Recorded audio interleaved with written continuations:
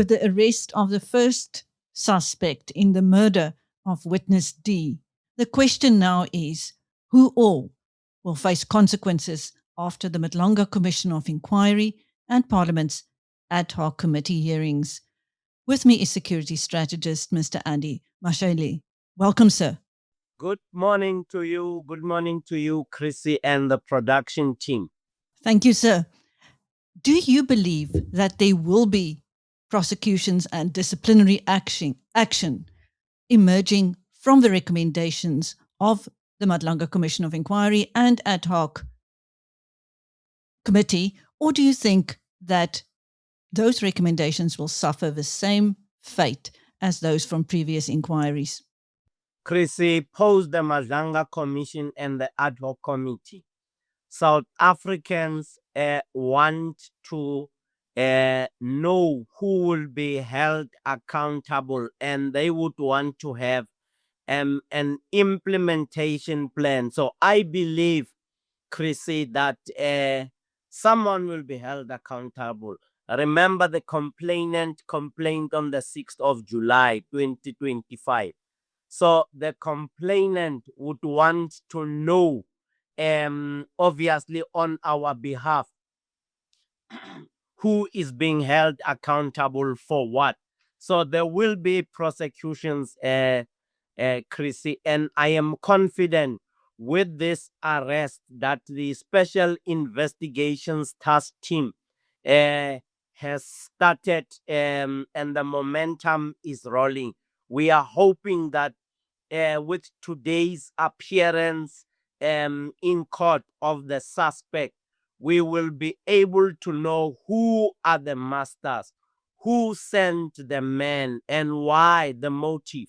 Do you think consequence management should extend beyond the officials implicated to include politicians who presided over these failures identified by the Commission? Definitely, Tracy, definitely. Beyond the officials, there is the executive, and those in the executive, for argument's sake, those in the executive in a private company would be the backstopping with the board of that organization. Even in this instance, there should be serious holding of accountability for politicians who are involved and the executive authority that is involved, particularly as you and I have seen the allegations that suggest that the minister interfered where he was not supposed to interfere.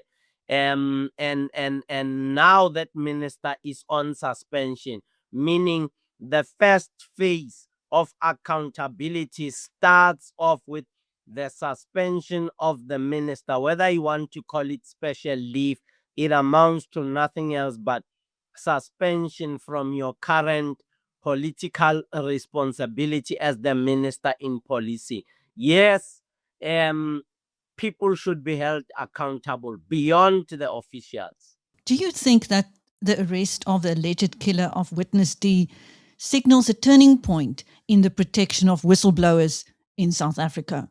Definitely, Chrissy, this is a turning point. I am impressed with the quick turnaround in terms of the investigations and arrest.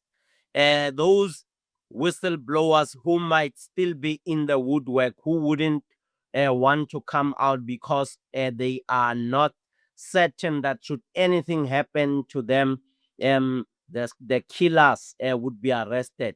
I am sure this message that the SITT has sent to those would-be whistleblowers suggest, one, that should anything happen to any whistleblower, they'll be arrested, the killers.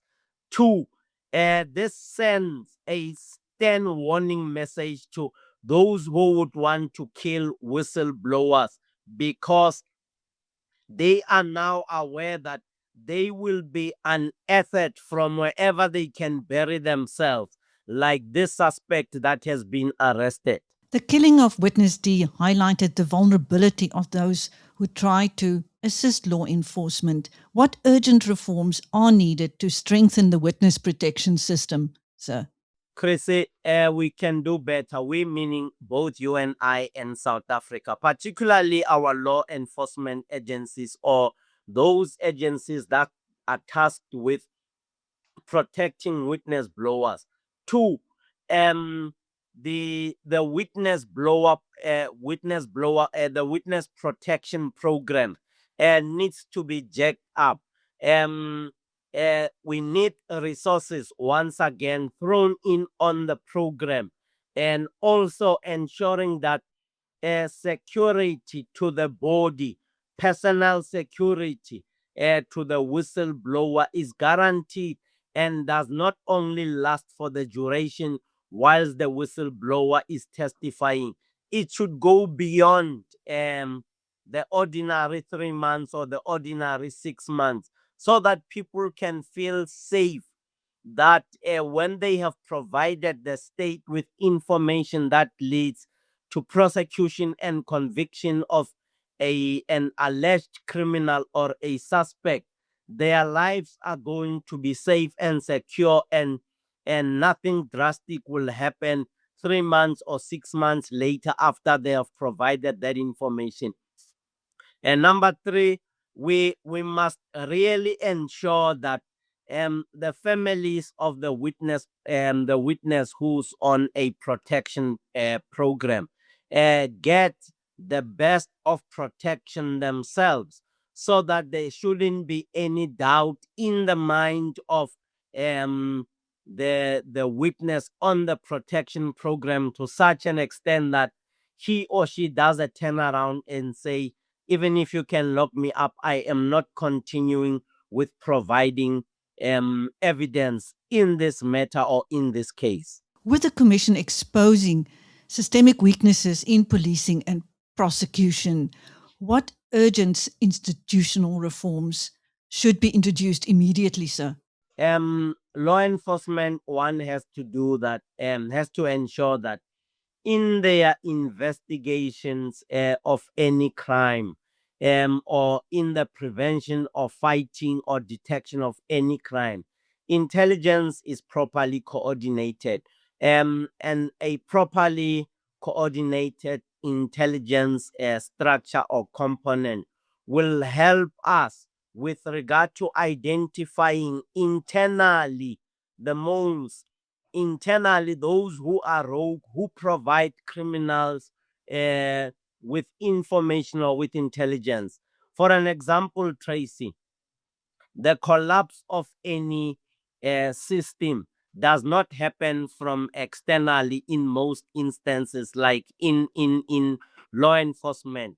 The internal staff members, internal rogue police officers would provide criminals with information that will either help them to flee the country or to remove the contraband in the event of any raid. So we have a responsibility to, number three, ensure that all those who are going on an operation have the necessary security clearance or vetting. I am aware that security clearance would take quite a long time, but those who belong on, for instance, this newly established team, should have been vetted, and they should have high security clearance, so that you know that you are working with people that you can trust. Someone who's not going to out there and tip off Andy and Chrissy, so that Andy and Chrissy can make a beeline to the nearest bush. And when the police arrive, there is no contraband and there's no Andy.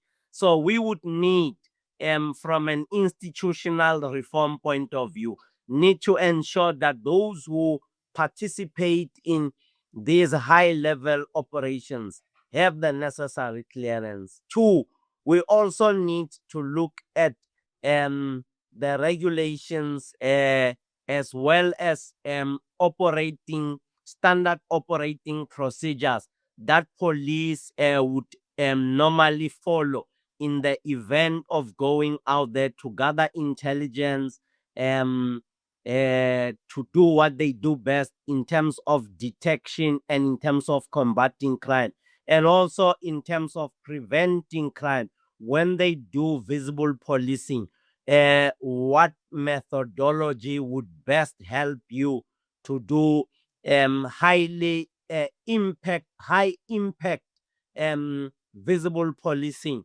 Driving around in a van, is it doing is it high impact in terms of displacing crime and in terms of instilling fear in the minds of the criminals, hijackers, those who peddle drugs? How best can we ensure that your policing strategy informs a proper reformed and operating police enforcement agents? So, do you think that the establishment of a special investigation task team sends a clear signal that the state is finally beginning to get the upper hand over organized crime networks? Chrissy, the establishment of the SITT is very important. It's saying we are now taking control. It's saying we are sick and tired. I can't use that Afrikaner expression that I like. On says no G4 fun. The way and manner in which you've been conducting yourself recklessly and criminally within our space within our country. So yes, it is important that we send out a message as South Africa to organized crime networks that says we have teams that can come after you. For an example, we have a team that we have set up and it has arrested a suspect that killed one or allegedly killed one of the whistleblowers and as well as a witness in a judicial commission. So the message is clear and we are now taking control, even in the minds and in the eyes. Today is the appearance of that suspect. It has not spread out through our communities, but in the next few days, what comes out of that court case will definitely be exciting, both to us as South Africans as well as what is going on in the Madlanga Commission. That will come out of the Madlanga Commission of Inquiry and Parliament's ad hoc committee. Chrissy, I don't know if I haven't seen a program of action that follows post Madlanga and the ad hoc committee. I am definitely certain that with regard to the report that's going to be submitted to the president on the 29th of May as well as the 31st of August, which would be the last report, out of those two reports, there will be a program of action that unfolds with regard to what the president wants to achieve as far as the allegations deposited into our space by Lieutenant General Ntantam Kwanazi. But I can foresee, or I can see in the distant future that there will be arrest as an example of an example in this context will be the arrest of the suspected killer of witness D. So I am certain that flowing out of a number of the recommendations that Madlanga will give to President Ramaphosa, a program of action will be determined, as well as the final report of the 29th of August. The president will then be able to say, here is a holistic report. This is what I have picked up, given the allegations of Ntantam Kwanazi. And therefore, I know that one particular person A is not fit to be a member of the cabinet, or particular person B is not fit to lead the police, or particular person C is not fit to be in the Ekurhuleni Municipal Police Department. So I'm sure the program will unfold as and when the arrests are coming. Remember, Chrissy, some have been suspended. So already the implementation program of action has already started unfolding, which will be made a little bit much more serious by what happens when the report has been finalized. So, what would you like to see government do within the next 6 months to demonstrate clearly that accountability will now finally be enforced? Government, through its law enforcement agencies and the criminal justice system, must arrest people, must prosecute people. The judiciary must convict where there should be convictions, and we must see people being incarcerated.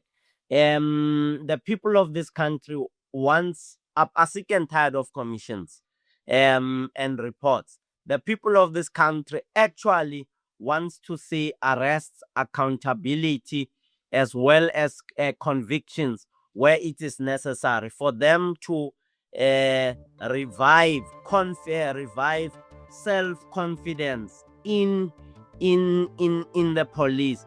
The confidence within themselves can only be revived when you see action that has been taken to ensure that people are arrested.